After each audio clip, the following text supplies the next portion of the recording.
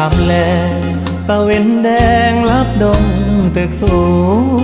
ใจลอยอยู่ในเมืองกรุงไปถึงทิวทุ่งท้องนา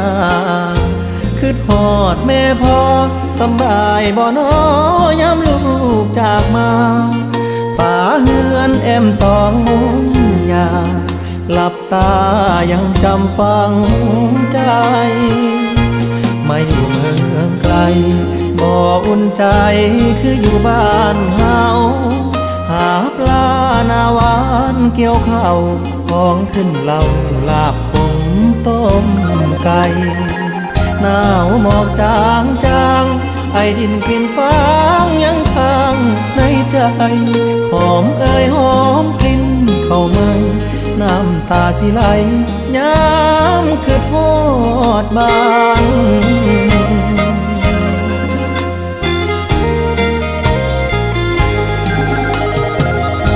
คือทอดเพื่อนสานป่านนี้เป็นจังใดน้องขอเพิ่นไว้ก่อนเด้อพ่อมีท่อกสกองทุนหมู่บ้าน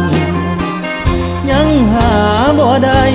ค่าแรงจากนายใช้วันต่อวัน